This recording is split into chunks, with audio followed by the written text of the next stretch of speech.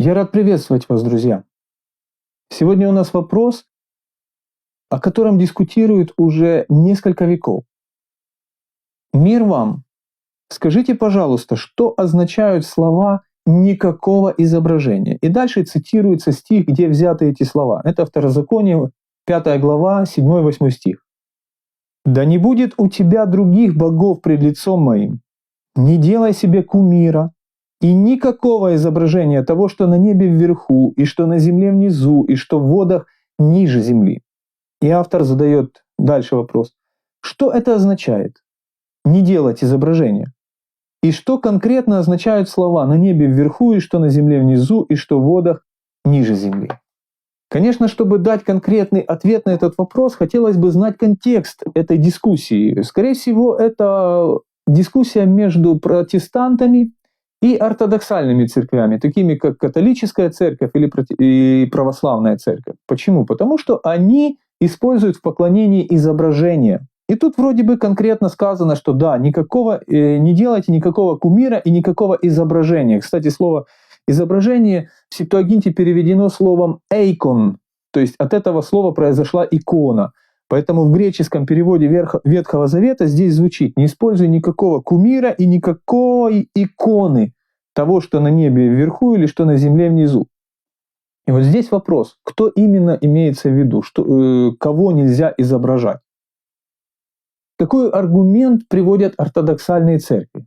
Они берут текст, кусочек текста, именно 7, и говорят, читаем: «Не делай себе кумира и никакого изображения того, что на небе вверху, что на земле внизу и что в водах ниже земли». Другими словами, если девочка нарисовала папу и маму, или собачку, или котика, то что она, получается, нарушила эту заповедь? Видите, то есть таким образом дискредитируется этот аргумент, доведя его до абсурда. Кроме того, они утверждают, что, смотрите, в храме были изображения, были пальмы, были огурцы в скинии, а над ковчегом завета вообще стояли 2 статуи херувимов. А значит, Бог не это имел в виду, что нельзя делать никаких изображений. Что-то он, видимо, имел в виду другое. Но давайте мы посмотрим текст, именно полный контекст, чтобы мы поняли, что значат эти слова. А 8 стих нужно читать в контексте 6 и 7 стиха. Смотрите. «Я Господь Бог твой, который вывел тебя из земли египетской, из дома рабства». То есть Бог говорит: «Я ваш Бог, у вас не должно быть других. Да не будет у тебя других богов пред лицом моим». И вот в контексте этого стиха, 7, мы читаем 8.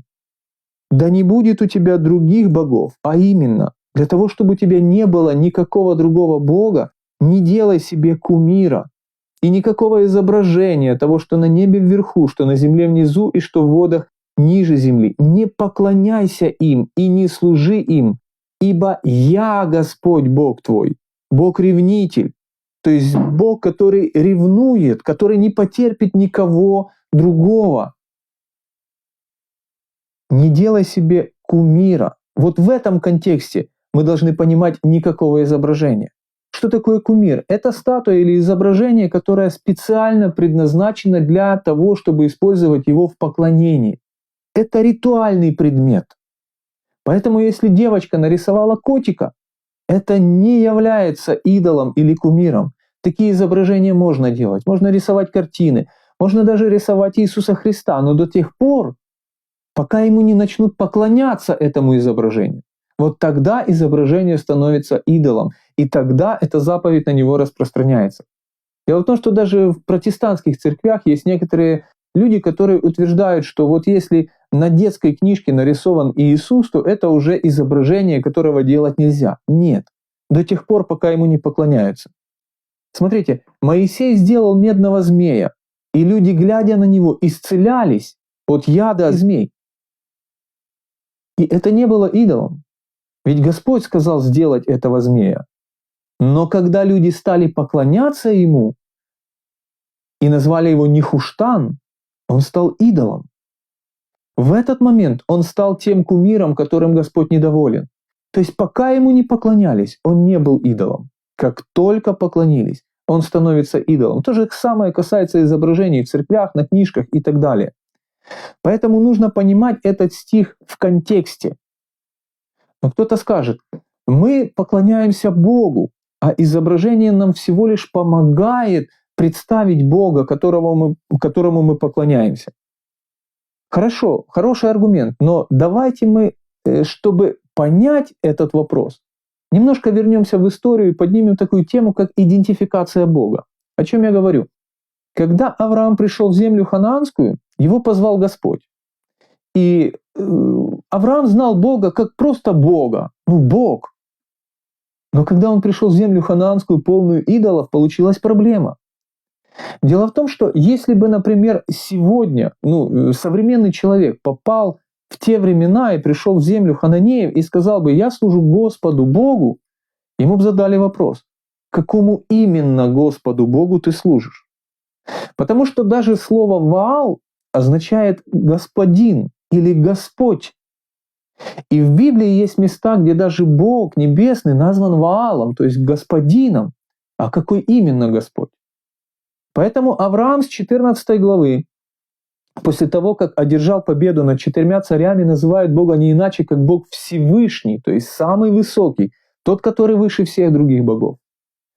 Но в египетском рабстве получилась проблема. Бог был Богом рабов, а значит, его сложно было назвать Всевышним.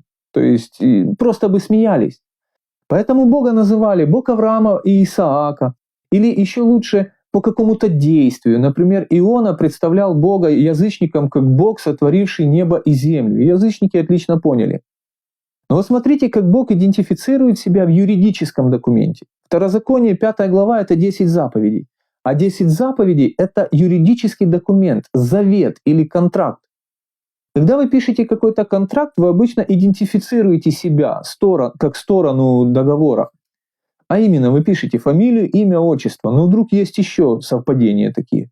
Поэтому вы указываете серию, номер паспорта и идентификационный код. То есть, что вы делаете? Вы идентифицируете себя, чтобы вас ни с кем не перепутали.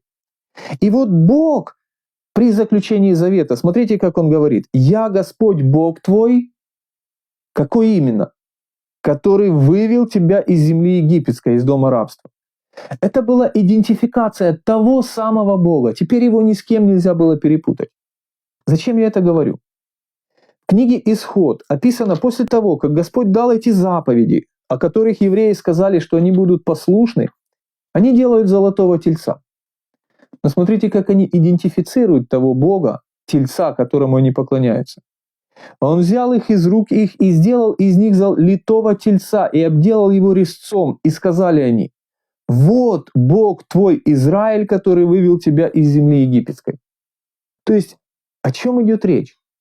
Евреи не хотели поклоняться другому Богу. Они поклонялись этому Богу. Тому Богу, который только что заключил с ними завет, договор. Богу, который вывел их из земли египетской. Они не меняли Бога, они просто сделали тельца, то есть изображение, образ, символ, который помогал им в поклонении. Мысль не новая. Когда сегодня делают иконы, то это не новая мысль, так уже было. Но Бог не был этому рад.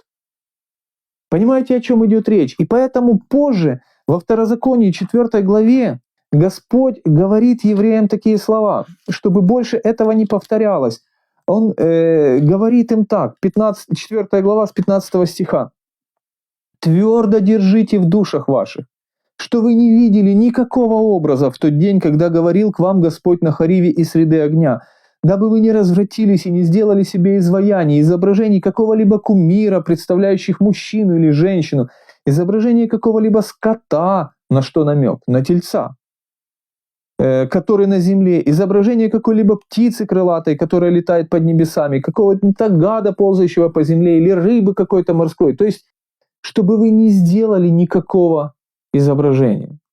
Это было очень важно и нужно. Вы не видели, вам нечего изображать, потому что вы не видели ничего.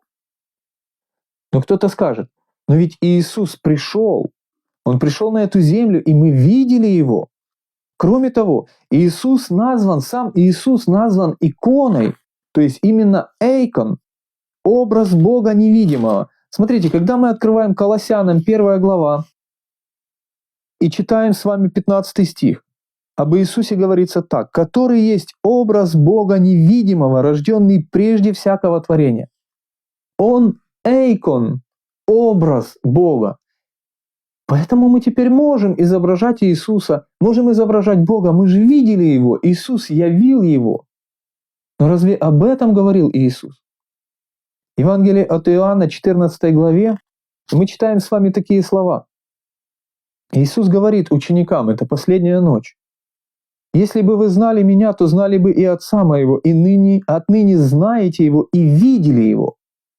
Филипп говорит Ему, сказал Ему: «Господи, покажи нам Отца, и довольно для нас». Иисус сказал ему: «Столько времени я с вами, и ты не знаешь Меня, Филипп? Видевший Меня видел Отца. Как же ты говоришь: покажи нам Отца?» И кто-то скажет: ну вот же, теперь мы в Иисусе видели Отца, значит, можем делать изображение и поклоняться. Но смотрите, что имел в виду Иисус.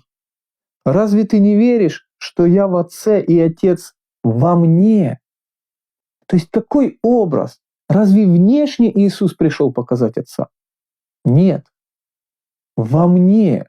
Отец во мне. И когда ты смотришь на Меня, ты видишь Отца. Его характер, Его любовь к людям, Его отношение к людям. Именно этот образ Иисуса имелся в виду, образ Отца имелся в виду, который принес Иисус. И вы знаете, что я хочу вам сказать?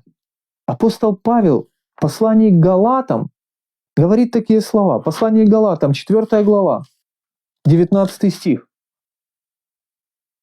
«Дети мои, для которых я снова в муках рождения, доколе не изобразится в вас Христос».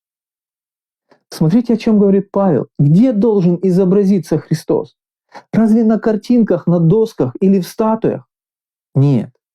Павел говорит, Христос должен изобразиться в вас, в ваших сердцах. Вы должны быть похожими на Христа. Вы должны являть Христа этому миру. Люди говорят так: хорошо, но ведь иконы помогают людям неграмотным, не знающим, недалеким в этой сфере познать Бога. Но скажите, разве изображения на досках должны являть Христа? Разве не изображения Христа в наших сердцах должны являть Бога этому миру? Разве не таким образом будет лучше всего образование для темных невежественных людей? Вы знаете, мы можем не читать Библию, но познать Христа можем по христианину, в сердце которого отразился Христос. Вот это самое лучшее изображение, образ Христа, который служит для неграмотных и невежественных. Поэтому я скажу так: я за то, чтобы наши церкви были полны икон, полны изображений Христа, но не тех изображений, которые на стенах, на досках или в статуях, а тех изображений, которые в сердцах верующих людей, которые, взирая на Господа, преобразились в Его образ. Образ Христа отобразился, отпечатался в их характере. И именно так Иисус должен быть открыт невежественным людям. Пусть ни один стих в Библии не останется для вас непонятным. А если есть у вас какие-то аргументы, пишите их в комментариях. До встречи, друзья!